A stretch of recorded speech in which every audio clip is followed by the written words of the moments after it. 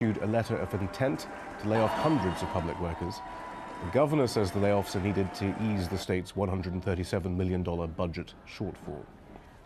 In Western Canada, the proposed logging of an ancient forest has sparked a campaign to protect the area. Now the provincial government of British Columbia is distancing itself from plans to cut Avatar Grove, named after the Hollywood film. But environmental groups say that's not enough. Imtiaz Tayyab reports. This is Avatar Grove, a range of red cedars and Douglas firs that have been standing here for between 500 and 1,000 years. The environmental campaigner Ken Wu discovered the site while exploring for ancient trees over a year ago, giving it its now widely used name, inspired by the Hollywood blockbuster when he found it was earmarked for logging. Wu says the plight of the fictitious planet isn't too dissimilar to what's happening here. Avatar, in large part, is about saving old-growth forests on an alien planet. And we realized that we have an incredible rainforest here on Earth that needs protecting. The province of British Columbia is one of the few places in the world that has such massive and ancient forests. Its government is also one of the few that allows for the commercial logging of such trees. Environmentalists say if policy isn't changed, this is what's left. Nearly 5 million hectares of BC's forests over 140 years old are protected by the province. But with over 95 million hectares of forest land in total, environmental groups say that isn't enough. The plight of Avatar Grove has attracted tens of thousands, and after the province of BC's own independent forestry oversight body urged officials to spare the range of ancient trees, the government appears to be listening. I do think that the public's calling out for better mechanisms to manage our forests. We've continued to do that, and I think as a government we've got lots of examples. Is there more work to do? There's always going to be more work to do. The logging company with rights to cut Avatar Grove are now indicating they won't. Environmental groups say public pressure is to thank, but add millions of other hectares of ancient growth forests in BC also need saving. Imtiaz Tayyab, AlJazeera, Vancouver Island, British Columbia.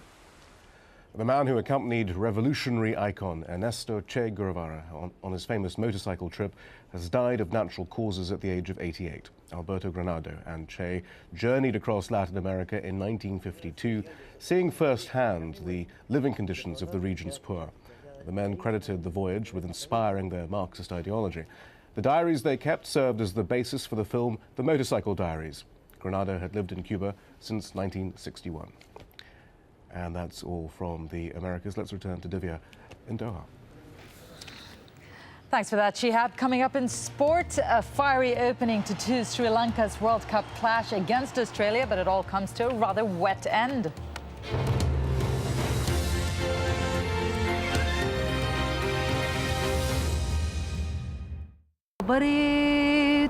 Rhythms of resistance. A part of the struggle and popular resistance is art. Through my art, I resist. Resistance is my art, and my art is my war. Musicians using music as a way to maintain their cultural identity. I believe that when I sing to the world, I portray Palestine through my voice, my singing, and my songs. Songs from the lost homeland. At this time, on Al Jazeera. Leaders are remembered, be they loved or feared. Alone they are inscribed on the pages of history. But what of the men and women whose hands build their monuments and whose blood stains their battlefields? The people who, against all odds, wield the power to reshape history. People in power at this time on Al Jazeera. Afghanistan is faced with a huge challenge. Relations have gone really sour between us and our allies. We have inflicted considerable damage on the enemy. The people who make international headlines. Ultimately, the truth will out. They want to stop this publication of information that embarrasses them. Make time for Sir David Frost. Frost over the world. At this time on Al Jazeera.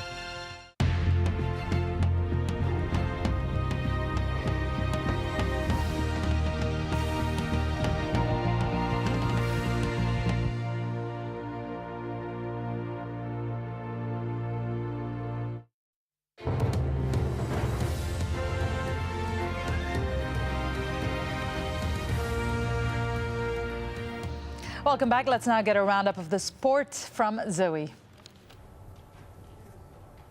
Thanks very much. Barcelona have extended their lead at the top of the Spanish Primera División. The champions are 10 points clear of Real Madrid after a 1-0 win over Real Zaragoza. With many key players rested ahead of Tuesday's Champions League match against Arsenal, Cedi Keita made the most of a rare place in the starting lineup. Mali International putting away Messi's deflected cross there just before half-time to give Barca the win. Real can cut the gap once more if they beat Santander on Sunday. Valencia's 2-1 win at Mallorca piles the pressure on Villarreal, but it was Mallorca who took the lead. A foul in the penalty area, and Ivan Ramis made no mistake from the spot. Just minutes later, though, Valencia were back on track. Pablo Hernandez driving the ball past the defence for the equaliser. And early in the second half, Hernandez added a second to seal the points. In Italy, leaders AC Milan have cemented their place at the top of Serie A with a 1-0 win over Juventus. It took well into the second half before Gennaro Gattuso broke the deadlock.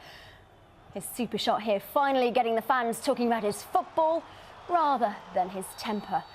The goal seals the win to put Milan 8 points clear of Inter. Juventus now lost 5 of their last 7 Serie A matches and lie 7 points behind Lazio, who occupy the finals Champions League spot.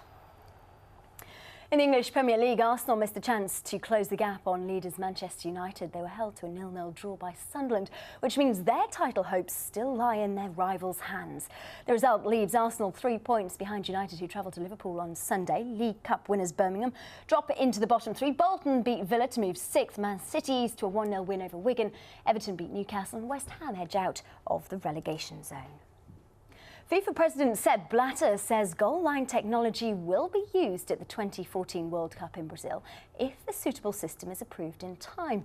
Frank Lampard's disallowed goal for England against Germany at the last World Cup sparked the recent interest. Last year, the International Football Association board voted against using technology to show whether the ball has crossed the line. But FIFA's now ready to consider using it, so the IFAB will continue testing various systems for another year before making a final decision. And alongside discussing goal line technology, the IFBA have also turned their attention to football's latest fashion accessory, the snood. This neck warmer made famous by Manchester City players, including Mario Balotelli and Carlos Tevez there, will be banned from the beginning of July.